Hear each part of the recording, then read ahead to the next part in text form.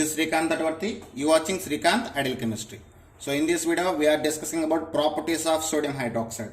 So first we see the general properties. Just we have two general properties. Then we go for the chemical properties.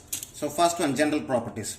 So sodium hydroxide is a deliquescent white solid and it absorbs the moisture and carbon dioxide from the atmosphere. So when you keep the sodium, actually sodium hydroxide can be available in the laboratory in the form of sodium hydroxide pellets, which look like gems. So when you kept in open atmosphere, so it is easily converted, release the liquid, and due to absorbing of moisture and carbon dioxide from the atmosphere. So simply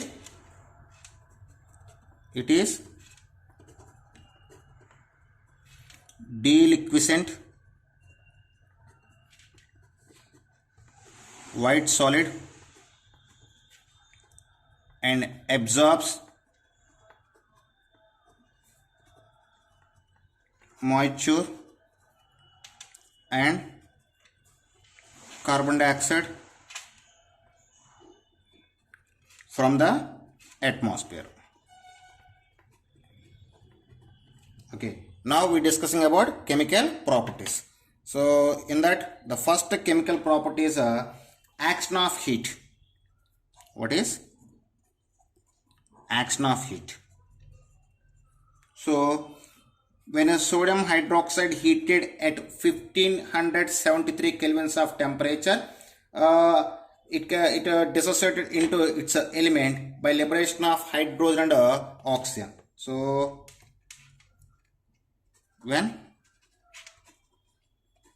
heated at 1573 kelvins of temperature to form its element by liberating hydrogen and oxygen gas,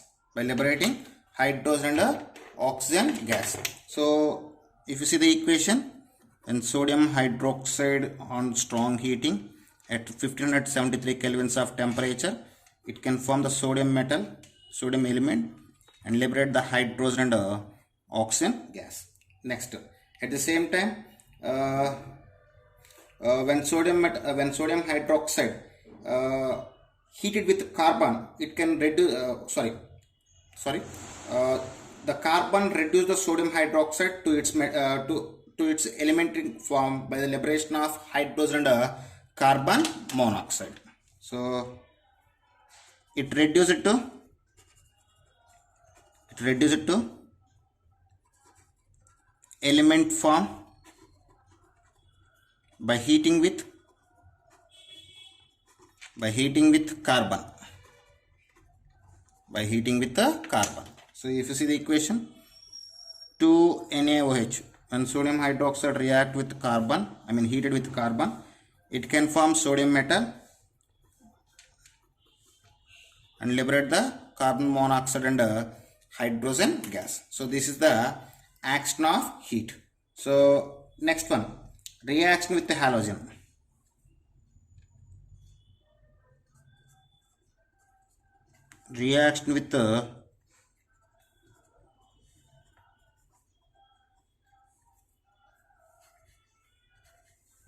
So when sodium hydroxide react with the halogens in cold and hot condition, they can form the sodium hypohalite and sodium halite. What is, when sodium hydroxide react with the halogens in cold and hot condition, it can form the sodium hypohalite and sodium halite. It reacts with halogens in cold and hot condition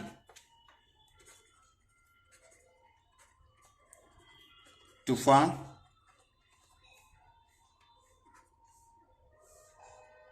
sodium hypohalite and sodium halate. So if you see the corresponding equations, 2NaOH plus X2 is gives rise to 2NaX plus NaOX plus H2O. So when sodium hydroxide react with the halogen, it can form the sodium halide and sodium hypohalite and water. At the same time, when sodium hydroxide react with the halogen in hot condition, it can form the sodium halide and sodium halate and water. Okay, so here X means you can take the chlorine, bromine, iodine. So here this reaction indication cold. At cold condition, the sodium hydroxide react with the halogen. It can form the sodium halide and sodium hypohalite. So this is sodium hypohalite. So here hot condition. So when in a hot condition, it is react with the halogen. It can form the sodium halate. Sodium halate. So here X is equal, you can take the chlorine, bromine, iodine. So the sodium hydroxide can give the reaction with the chlorine, bromine and iodine. Next property, reaction with the metals. What is reaction with the metals?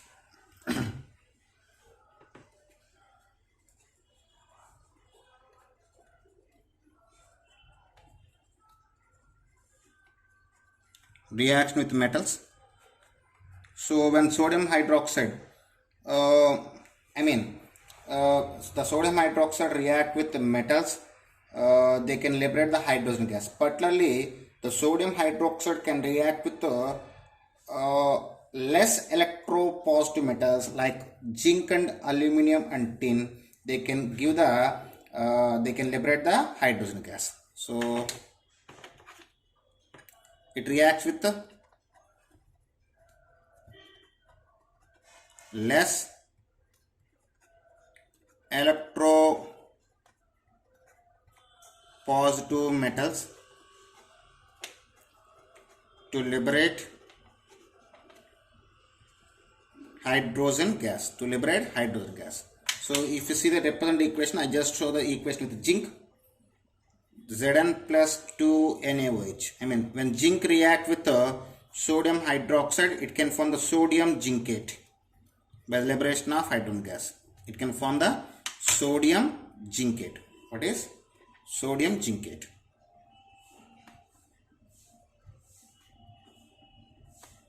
Okay. So next chemical property is, so reacts with non-metal. When sodium hydroxide react with the non-metals like silicon, phosphorus, sulfur, fluorine to form the respective compounds. It reacts with the non-metals like silicon, phosphorus, sulfur, fluorine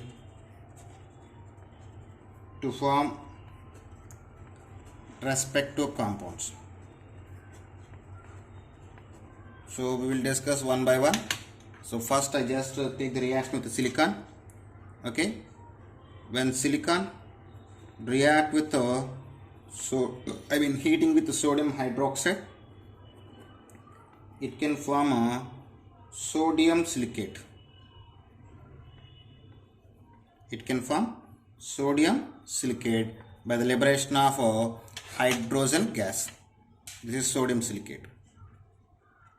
Sodium silicate. At the same time, if you take the reaction with the phosphorus, so when sodium hydroxide react with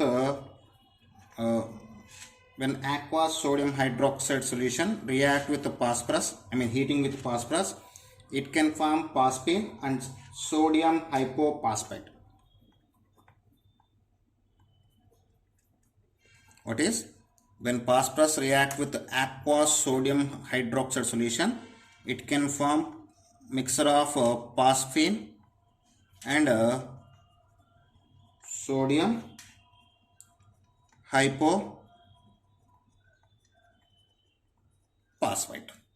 Okay, so we will go for the next reaction with I will write the next reactions with the fluorine in cold and hot condition. So if you take the dilute sodium hydroxide, react with fluorine at cold condition, 2NaOH plus 2F2. Here NaOH is a dilute NaOH and it is present in cold condition. When cold and dilute sodium hydroxide react with the fluorine, it can form sodium fluoride and oxygen difluoride and water. At the same time, when sodium hydroxide, when hot and concentrated sodium hydroxide react with the fluorine, it can form sodium fluoride by the liberation of oxygen and water. So they are the reaction with the non-metals. So next one is reaction with the next one is a formation of insoluble hydroxides. Next property is a formation of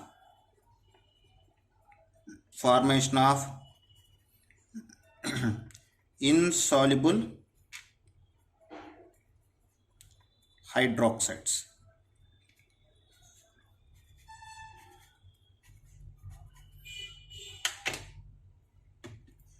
Okay,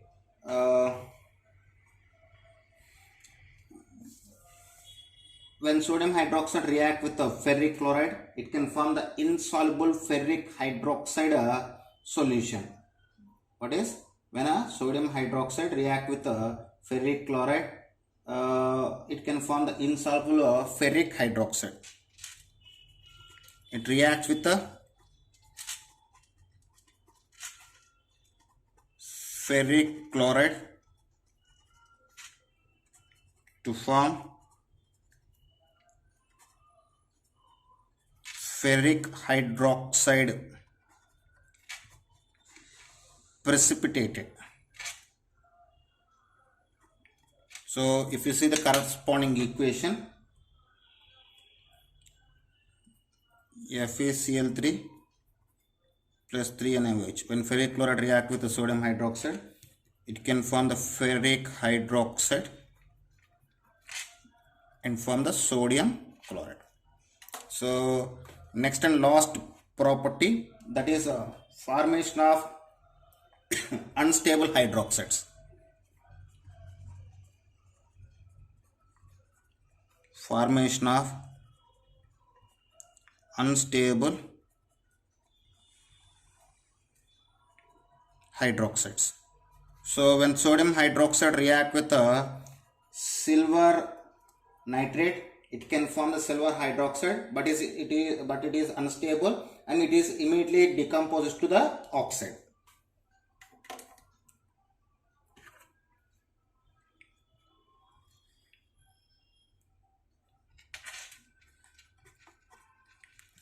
It reacts with the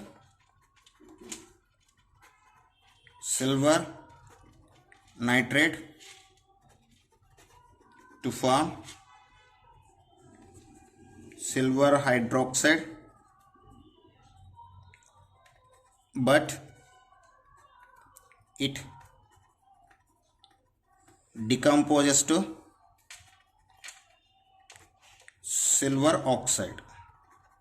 It decomposes to silver oxide. So if you see the equations, those will be present like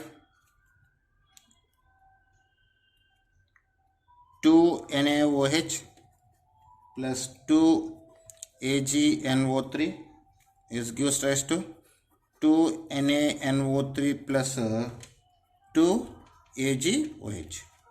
So when sodium hydroxide react with the silver nitrate, it can form the sodium nitrate and silver hydroxide.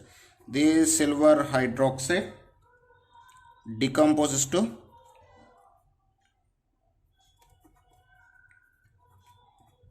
silver oxide and form the water. So this silver oxide, which is present in a brown color,